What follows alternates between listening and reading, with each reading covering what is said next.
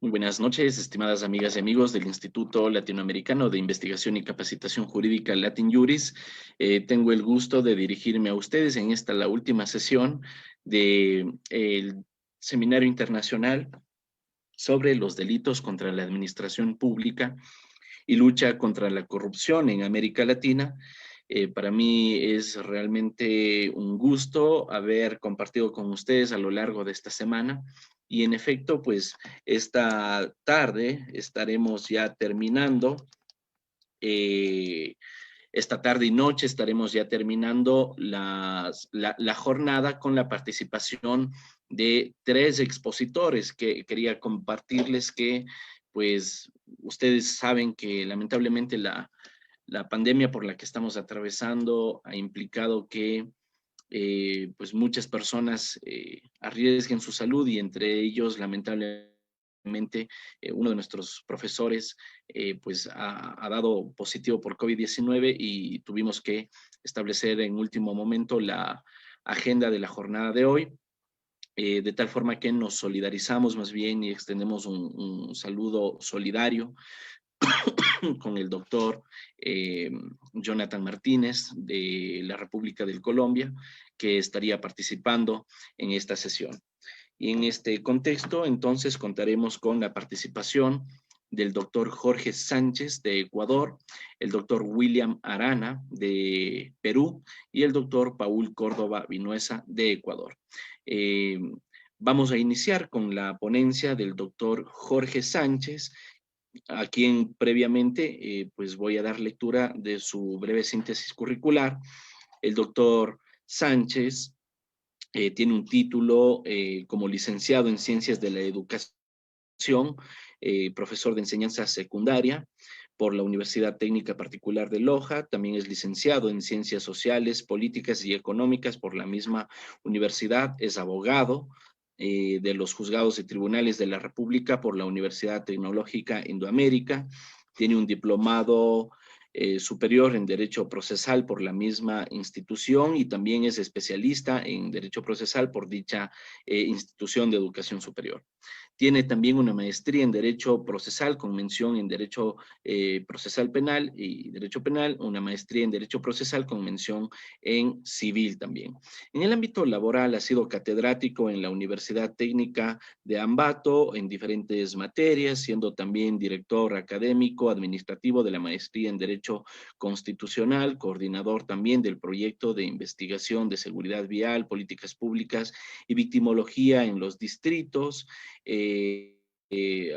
También pues ha participado en calidad de juez temporal primero de garantías penales de Tungurahua, también en calidad de presidente del Tribunal Primero de Garantías Penales de Tungurahua, ha sido además intendente de policía de Tungurahua, comisario nacional de policía del Cantón Ambato, y también de la mujer y de la familia de Tungurahua. Ha realizado varios seminarios, talleres, cursos y diplomas y por supuesto ha participado en calidad de expositor en seminarios tanto nacionales como seminarios internacionales. Además de su participación en perspectiva docente, ha escrito varios artículos científicos para diferentes revistas académicas y ha publicado, entre sus obras figura La supremacía constitucional y las antinomias en la legislación ecuatoriana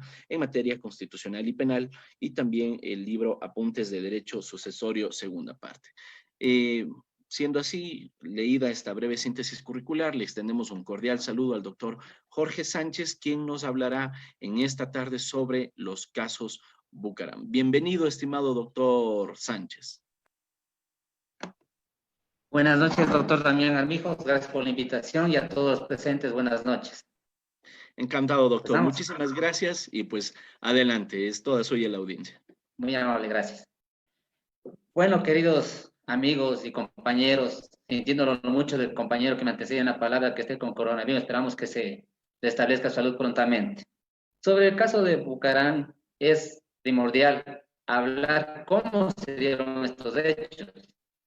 Primeramente, si recordamos todos, su hijo, Lalo Bucarán, que se encuentra hasta hoy en Estados Unidos junto con su esposa Gabriela Pazmiño, convocaron a una famosa rueda de prensa vía online. Ahí manifestó una serie de situaciones, como por ejemplo que uno de sus amigos era Daniel Salcedo y otras personas más. Manifestó que esta persona incluso le había apoyado para su candidatura cuando estaba de presidente, económicamente, y otros personajes más. Viendo esto, la Fiscalía comienza a investigar varias cosas. Primero, se dan cuenta también con intervención de la televisión pública, o particular, perdón, que Lalo Bucarán ya con su esposa y sus hijos en una de las casas de Daniel Salcedo en Miami, en Estados Unidos. Y además con esto comienzan las investigaciones y se dirigen a la casa de su padre, Lalo Bucarán, en la ciudad de Guayaquil, y encuentran, en primer lugar, un arma de fuego, luego encuentran figuras de patrimonio cultural, figuras precolombinas, y además una serie de insumos médicos. Ahora, ¿cuál es el antecedente de esta situación y que nos dejó preocupados a quienes trabajamos o vivimos de la abogacía? En base a este allanamiento de la casa del señor Lalo Bucarán, expresidente de la República del Ecuador, la fiscal general de la Nación sale a decir, la doctora Diana Salazar, que no se preocupen, que las redes están mintiendo, que las redes se inventan cosas y que por ende, el señor Abdalá Bucaram va a ser llamado a juicio, o perdón, le llamaban por el delito de tenencia de insumos médicos. Y dijo que nadie se debe preocupar. Oh, sorpresa, cuando llegan a la audiencia de flagrancia, después de las 24 horas, el fiscal lo acusa por tenencia de arma de fuego. Entonces, todo es una sorpresa. ¿Por qué se dio esta situación? ¿Qué es lo que sucedió? ¿Qué es lo que pasó? Luego de que ya se da la audiencia de flagrancia y dictan las medidas cautelares respectivas, nadie se volvió a atrever a preguntarle a la doctora Diana Salazar qué es lo que pasaba. ¿Por qué si en rueda de prensa ante todo el público manifestó que se lo iba a juzgar por tenencia de insumos médicos o por otros delitos, por qué se lo juzgó por tenencia ilícita de armas de fuego? Pero bueno, eso queda ahí en la pauta para que todos en algún momento sabemos conocer la verdad de estos hechos. En cuanto a la tenencia ilegal de armas de fuego, debemos manifestar en primer lugar que este es un delito bien especial. Recién el Código Orgánico Integral Penal, que entró en plena vigencia el 10 de agosto del 2014, porque si se acordarán, ya el 10 de febrero del año 2014 entró una parte del Código Orgánico Integral Penal en vigencia, especialmente en lo que se refería a las audiencias respectivas.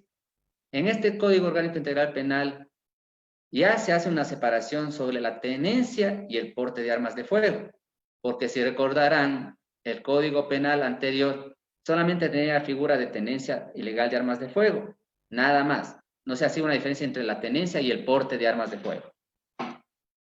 Ahora, muy bien, en el Código Penal también teníamos las famosas antinomias, porque en el Código Penal, en el artículo 162, se sancionaba con una pena de 3 a 5 años a quien no tenía permiso para llevar armas de fuego. Sin embargo, en el artículo 624 del mismo Código Penal, se le consideraba solamente una contravención, y a quien se le encontraba con un arma de fuego debían decomisarla y entregar a la autoridad correspondiente. Ahora, ¿cuál era el problema? El rato que los jueces iban a sentenciar o a sancionar. ¿Cuál de estas dos leyes aplico? O perdón, ¿cuál de estos dos artículos del Código Penal aplico? Y es más, existía también la ley, y existe hasta hoy la ley de armas de fuego, la ley de armas, donde había otra pena que se sancionaba de vuelta de 3 a 6 años. Ahora, ¿cuál era el problema que se nos presentaba a los jueces en ese momento? ¿Cuál aplicamos? ¿De 3 a 6 años? ¿De 3 a 5 años? O, a su vez, una simple contravención y se lo enviaba a su domicilio, solamente se le comisaba el arma de fuego. Aquí ya esta antinomia que se presentó y ya fue analizada, todos deben conocer, o la mayoría deben conocer de Ecuador, especialmente al doctor Fernando Yávar, en un libro que él escribió hace varios años, en donde hacía esta situación, estas diferencias. y estas antinomias que se daban y lamentablemente nunca se solucionaron y hasta hoy persisten. Como sabrán ustedes, la ley de armas sigue vigente, el reglamento de armas sigue vigente, no han sido derogados. Estamos juzgando con el Código Orgánico Integral Penal, la ley de armas y el reglamento de armas. Todavía tenemos. A pesar que van a decirme que en el artículo 17 del Código Orgánico Integral Penal se establece claramente que todas las demás sanciones de materia penal quedan derogadas. Sin embargo, el legislador o el asambleísta hasta hoy no lo ha hecho. Seguimos teniendo la tenencia ilegal de armas de fuego. Ahora, por ese delito, el expresidente, en la audiencia respectiva, fue dictado varias medidas cautelares, especialmente el ponerse el grillete y el de no salir del país. Este antecedente es sobre la tenencia ilegal de armas de fuego.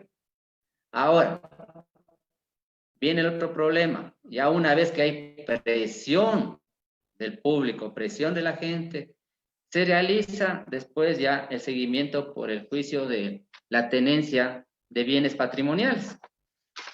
El mismo que está, perdón.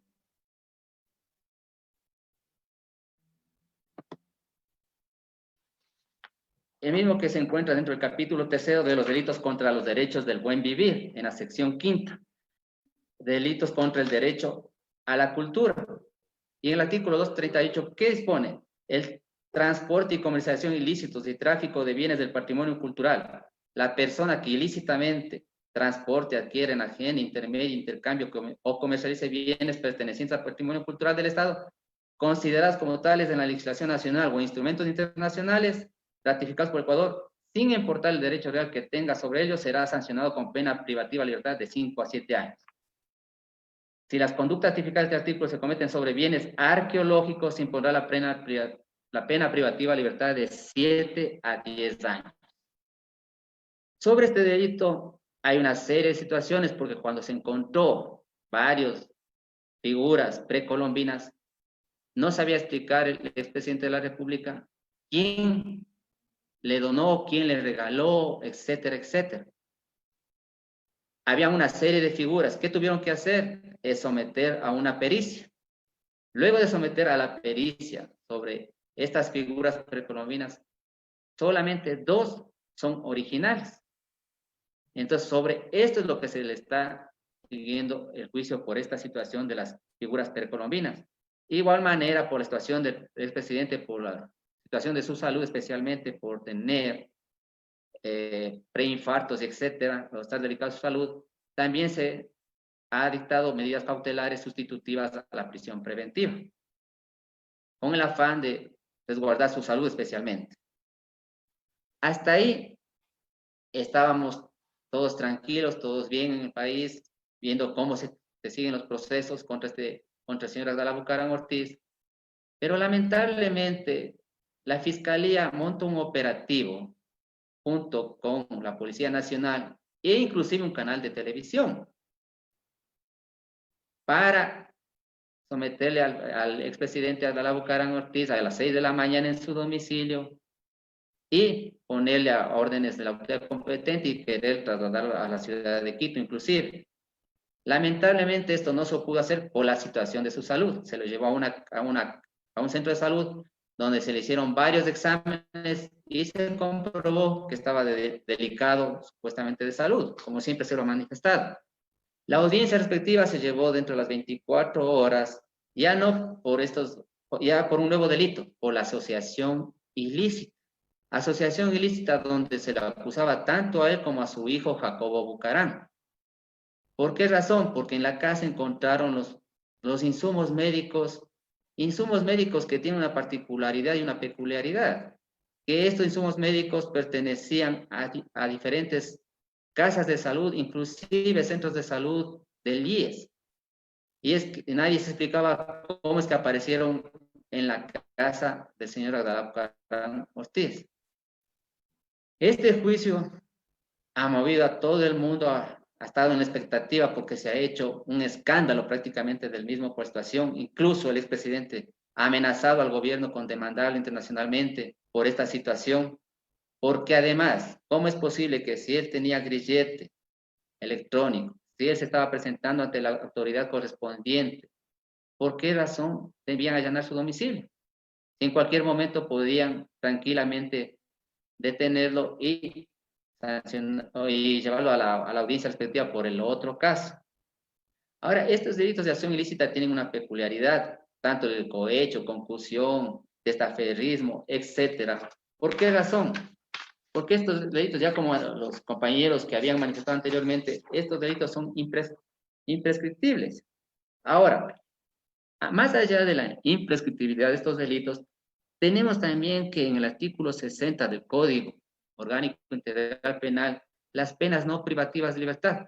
¿Esto qué quiere decir? Que además de la sanción que se impone en cada tipo penal, también se puede dictar una o varias medidas no privativas de libertad. Y en el artículo 60 tenemos en el numeral 6 la inhabilitación para el ejercicio de la profesión, empleo u oficio.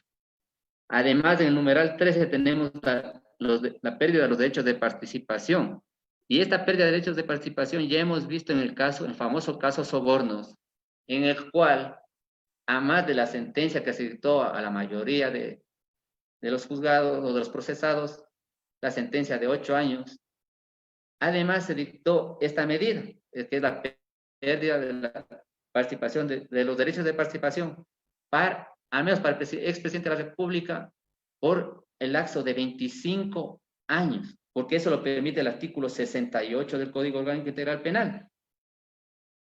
Esto es muy importante resaltar. Inclusive, tenemos que esta pérdida de participación ciudadana no le permitiría al expresidente Rafael Correa participar en las elecciones que están próximas a venir. Y esa es una situación muy especial que estamos viendo en el país. ¿Qué pasará hasta el día 3 de septiembre, que tiene el tiempo para presentarse ante el Consejo Nacional Electoral para ratificar su candidatura a vicepresidente? Pero bueno, ese es otro tema de tratar, y ya mis compañeros ya me antecedieron una palabra los otros días, ya hablaron mucho al respecto. Ahora, muy bien, ¿qué es lo que establece la Constitución de la República del Ecuador en su artículo 3? Que todos los ciudadanos debemos, que el Estado debe luchar y tener un país libre de corrupción. Lamentablemente hemos visto, y toda la semana hemos escuchado casos en el Ecuador, uno tras otro, sobre corrupción. En vez de ser un Estado libre de corrupción, mejor la corrupción ha aumentado. Y peor aún en tiempos de pandemia, donde han existido muchos casos, los cuales han dejado perpleja a la población. ¿Cómo es posible que en un estado calamitoso que se encuentra la población, que no tiene insumos médicos, que no tiene para alimentarse, la gente, existe agentes y funcionarios públicos que son los llamados a velar por la ciudadanía, que cometan estos delitos? Tenemos un famoso Consejo de Participación Ciudadana y Control Social. Todos sabemos que lamentablemente no ha funcionado. Incluso hay una Secretaría Anticorrupción dentro de ese consejo. Siempre ellos intervienen ya después de lo que han sumado los delitos. Pocas veces han intervenido antes de que se dé un delito. Nunca han sido nunca han ejercido un control social, nunca han prevenido estas situaciones. Y por eso todos nos preguntamos, ¿para qué sirve este consejo? Más aún cuando hasta su propio presidente está ahorita en ojo del huracán por los famosos carnets, que todo el mundo ya los conoce, que supuestamente falsificó, que no se hizo los exámenes, etcétera, etcétera, y supuestamente es una persona que tiene problemas físicos, y sin embargo de eso tiene incluso una licencia de tipo profesional. Pero bueno, además tenemos que tener en cuenta siempre, señores, que los ciudadanos, de acuerdo al artículo 83 de la Constitución, en el numeral 2, claramente se manifiesta que los ciudadanos deben respetar la Constitución y las leyes, así como las órdenes de autoridad competente. Lastimosamente, esto no se da. Y les llamo a pensar un poco en esta situación. ¿Por qué? Porque en el numeral 2 inclusive se pone ahí, o existe en la normativa, el ama quilla, ama yuya, ama shu, no robar, no mentir, no ser ocioso. Lamentablemente, las personas, no sé, por ambición o qué, de varios funcionarios públicos, han estado cometiendo este delito de apropiarse de bienes públicos. En la actualidad tenemos esta gran dificultad de recuperar los bienes públicos, que es lo que nos interesa, porque la asociación ilícita es para causar daño a terceros. Y una vez pasados estos daños, ¿qué hacemos? Se pregunta la población, ¿qué es lo que debemos hacer para poder nosotros recuperar dichos bienes? Y se ha manifestado por muchas personas que necesitamos una nueva ley. No, señores.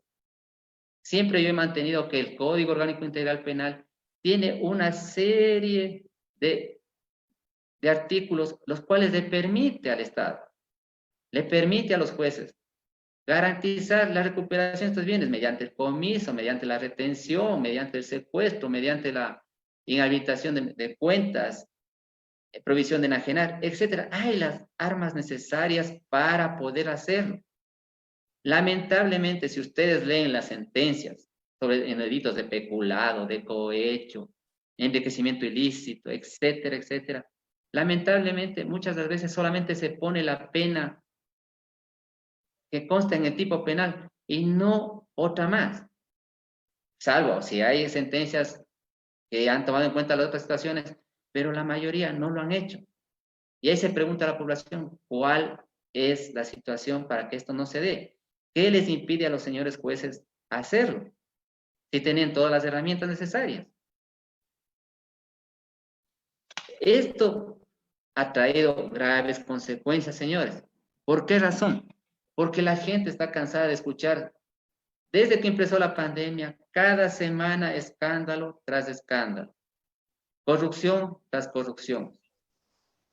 Salimos de un problema un día, al siguiente ya tenemos un nuevo problema. ¿Y qué se ha hecho por esto? Nada. Ahora, regresando a los casos del señor Adalá Bucarán, cuando ya intervinieron su casa y cuando ya lo detuvieron a las 6 de la mañana en la última detención, manifestó claramente quién era responsable y quién era responsable de estas situaciones. Y no es la única persona que ha nombrado a la doctora María Paula Romo como calidad de ministra de Gobierno. Ayer ya tomó una decisión, incluso la Asamblea Nacional al respecto, que se le va a llamar, que se le quiere quitar incluso del cargo, se va a pedir eso al señor presidente de la República. Y no es la primera vez que se le nombra. Una abogada defensora de uno de los procesados en delitos de corrupción también lo dijo en un canal de televisión, le nombraron. Y hasta ahora no se investiga esas situaciones. Ahí nos queda la duda, ¿cuál es el compromiso de las autoridades con el resto? Y anteayer ya vimos que Daniel Salcedo supuestamente se filtró una información, no está confirmada, pero dicen que es verídica, donde nombra a 18 asambleístas que se benefician de los hospitales, de diferentes hospitales. Entonces ya es hora de que las autoridades judiciales actúen correctamente, dictando las sentencias que se merece cada uno para que se evite esta situación. Unas personas preguntaban los otros días, ¿qué debemos hacer para que se evite la corrupción? ¿Cuál sería el mecanismo? Vemos en países como Singapur, que ahora ya no tienen ni siquiera centros de rehabilitación o cárceles, como se les llamaba anteriormente. ¿Por qué? Porque actuaron con mano dura. ¿Para qué? Para impedir exactamente que se siga produciendo estos robos al Estado. El problema no queda solamente ahí. El momento que se dan estos hechos de corrupción, ¿qué es lo que pasa? Que las arcas del Estado vienen a disminuir. El erario nacional se ve perjudicado. ¿Y qué es lo que quieren hacer siempre el gobierno de turno? Aumentemos los impuestos, lo que están queriendo hacer ahorita. Es un pretexto también, bueno, la pandemia también nos ha afectado, pero también es un pretexto. Porque estos robos nos han perjudicado a todos. El robo que se produce por los diferentes delitos que ya hemos dicho, cohecho, concusión, enriquecimiento ilícito, peculado, etcétera, nos perjudica a todos, señores, porque son dineros de todos los ecuatorianos que pagamos los impuestos. Y esto está sucediendo día a día. Entonces ya es hora de poner un alto para salir de esta situación. ¿Cómo podemos también salir de esta situación? Educando a la gente. Ya es hora de trabajar en educación. Solamente educando a la gente vamos a ver que estos delitos podrán disminuir. Caso contrario, no, señores. Seguirán cada día aumentando y aumentando y como vemos hasta ahora, no paran. Siguen saliendo nuevas denuncias, nuevas investigaciones respecto a estos temas. Entonces, es hora de ponernos la mano en el pecho, todos, y tratar de buscar una solución. Gobierno, administradores de justicia, y etcétera, etcétera. Lamentablemente, con la última resolución de la Corte Constitucional de regresar a todas las personas que han sido jueces, fiscales, administradores de justicia, a sus puestos de trabajo, pese a que el Consejo de la Judicatura ya los destituyó, y que sea una medida retroactiva, perjudica a todo el pueblo nacional. Dicen que son más de 200 jueces administrativos y fiscales. ¿Qué va a pasar con los que están ocupando ahorita esos puestos? ¿Dónde les van a colocar? ¿Cuánto de dinero va a costarle al Estado? No al Estado, sino a nosotros, porque es el dinero de nosotros. Habrá gente que sí deba regresar, habrá otra que no. Pero aquí no se hace una diferencia. Ventajosamente, el Consejo de la Judicatura pidió que se refieran a esto, pidió una ampliación y aclaración sobre este tema. Veamos qué sucede. Porque caso contrario, todo el mundo regresa y aquí no ha pasado nada, no hay sentenciados, no hay, perdón, gente destituida.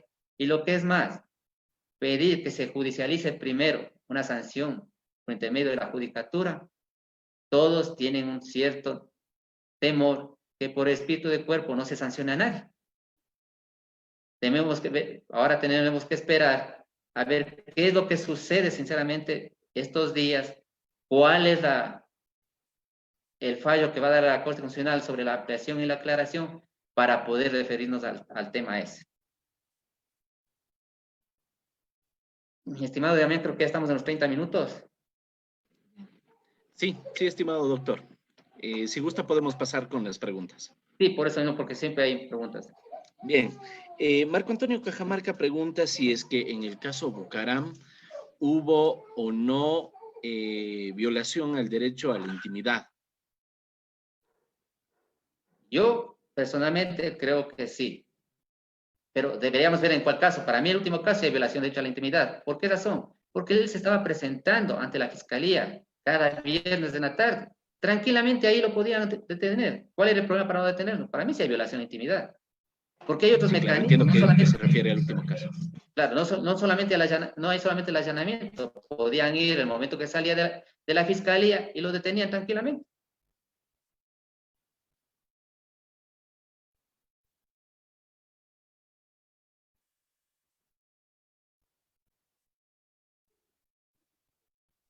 Sí, a ver, por aquí tenemos otra.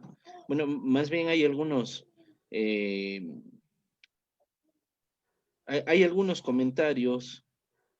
Bueno, dice que, vaya, algún colega decía que en Panamá la corrupción es el pan de cada día. Por aquí alguien de Colombia también dice, en Colombia pasa lo mismo, pura corrupción, mal de todos los países latinoamericanos. Aguilar R. Alex dice, ¿cómo recuperar los bienes cuando los roban bajo la adquisición de expropiación? Dice. Expropiación, ya vamos a la materia civil. Los bienes se pueden recuperar mediante varias medidas que establece el Código Orgánico Integral Penal en el Ecuador. Hay varias medidas para recuperar: comiso, retención, etcétera, etcétera. Sí, claro. Bueno, Lirio de los Valles dice, perdón, ¿y los derechos constitucionales de Ecuador no le amparan al señor Bucaram? A todos, él es un ciudadano más, a todos nos amparan. Que no se respeten por ciertas personas es otra situación. A todos los ciudadanos nos amparan. Así es, así es. Y es muy importante destacar este asunto, ¿no? Porque más allá de la empatía o la antipatía que podamos tener respecto de una persona, porque ocupa un cargo político o porque simplemente, vaya, no me cae bien, ¿no? Eso es un asunto independiente y, por supuesto, los derechos rigen en favor de todas las personas, nos guste o no nos guste. Y claro, en un contexto académico, lo último que podríamos hacer es una suerte de desconocimiento de los derechos de la gente. Estimado doctor, yo le quedo muy agradecido por su participación, esperando que sea la primera de varias. Gracias, Damián, y a todos una buena noche. Gracias. Muchísimas gracias. Y con todos ustedes, estimados cursantes, doy